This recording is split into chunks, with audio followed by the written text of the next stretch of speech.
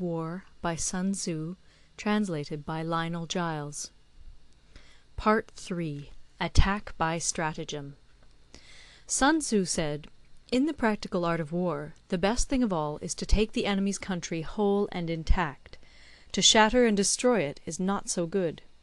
So, too, it is better to recapture an army entire than to destroy it, to capture a regiment, a detachment, or a company entire than to destroy them. Hence, to fight and conquer in all your battles is not supreme excellence. Supreme excellence consists in breaking the enemy's resistance without fighting. Thus the highest form of generalship is to balk the enemy's plans. The next best is to prevent the junction of the enemy's forces. The next in order is to attack the enemy's army in the field. And the worst policy of all is to besiege walled cities. The rule is, not to besiege walled cities if it can possibly be avoided. The preparation of mantlets, movable shelters, and various implements of war will take up 3 whole months, and the piling up of mounds against the walls will take 3 months more. The general, unable to control his irritation, will launch his men to the assault like swarming ants, with the result that 1/3 of his men are slain, while the town still remains untaken. Such are the disastrous effects of a siege. Therefore the skilful leader subdues the enemy's troops without any fighting. He captures their cities without laying siege to them. He overthrows their kingdom without lengthy operations in the field. With his forces intact he will dispute the mastery of the empire, and thus, without losing a man, his triumph will be complete. This is the method of attacking by stratagem. It is the rule in war, if our forces are 10 to the enemy's 1, to surround him; if 5 to 1, to attack him; if twice as numerous, to divide our army into 2.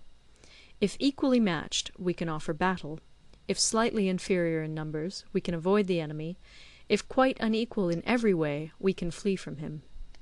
Hence, though an obstinate fight may be made by a small force, in the end it must be captured by the larger force. Now the general is the bulwark of the state. If the bulwark is complete at all points, the state will be strong; if the bulwark is defective, the state will be weak. There are 3 ways in which a ruler can bring misfortune upon his army. 1. By commanding the army to advance or to retreat, being ignorant of the fact that it cannot obey. This is called hobbling the army. 2. By attempting to govern an army in the same way as he administers a kingdom, being ignorant of the conditions which obtain in an army.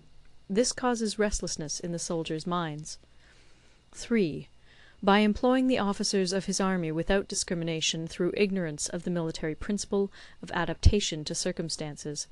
This shakes the confidence of the soldiers. But when the army is restless and distrustful, trouble is sure to come from the other feudal princes. This is simply bringing anarchy into the army, and flinging victory away. Thus we may know that there are 5 essentials for victory. 1. He will win who knows when to fight and when not to fight. 2. He will win who knows how to handle both superior and inferior forces. 3. He will win whose army is animated by the same spirit throughout all its ranks.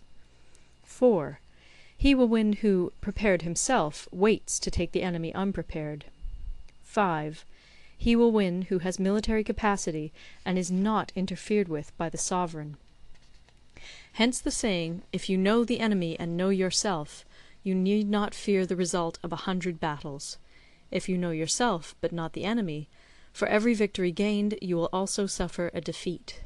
If you know neither the enemy nor yourself, you will succumb in every battle." End of Part 3. Part 4. Tactical Dispositions. Sun Tzu said, "The good fighters of old first put themselves beyond the possibility of defeat, and then waited for an opportunity of defeating the enemy.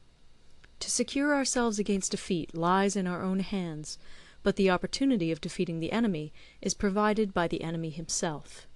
Thus the good fighter is able to secure himself against defeat, but cannot make certain of defeating the enemy. Hence the saying, 'One may know how to conquer without being able to do it.' Security against defeat implies defensive tactics. Ability to defeat the enemy means taking the offensive. Standing on the defensive indicates insufficient strength; attacking, a superabundance of strength. The general who is skilled in defence hides in the most secret recesses of the earth. He who is skilled in attack flashes forth from the topmost heights of heaven. Thus, on the one hand, we have ability to protect ourselves, on the other, a victory that is complete. To see victory only when it is within the ken of the common herd is not the acme of excellence. Neither is it the acme of excellence if you fight and conquer, and the whole empire says, "Well done!" To lift an autumn hair is no sign of great strength. To see the sun and moon is no sign of sharp sight. To hear the noise of thunder is no sign of a quick ear. What the ancients called a clever fighter is one who not only wins, but excels in winning with ease. Hence his victories bring him neither reputation for wisdom nor credit for courage. He wins his battles by making no mistakes. Making no mistakes is what establishes the certainty of victory, for it means conquering an enemy that is already defeated. Hence the skilful fighter puts himself into a position which makes defeat impossible, and does not miss the moment for defeating the enemy. Thus it is that in war the victorious strategist only seeks battle after the victory has been won, whereas he who is destined to defeat first fights and afterwards looks for victory. The consummate leader cultivates the moral law, and strictly adheres to method and discipline. Thus it is in his power to control success. In respect of military method we have, firstly, measurement; secondly, estimation of quantity; thirdly, calculation; fourthly, balancing of chances; fifthly, victory. Measurement owes its existence to earth; estimation of quantity to measurement; calculation to estimation of quantity; balancing of chances to calculation; and victory to balancing of chances. A victorious army opposed to a routed one is as a pound's weight placed in the scale against a single grain. The onrush of a conquering force is like the bursting of pent-up waters into a chasm 1,000 fathoms deep. End of Part 4. Recorded in Toronto, Ontario by Moira Fogarty, October 2006.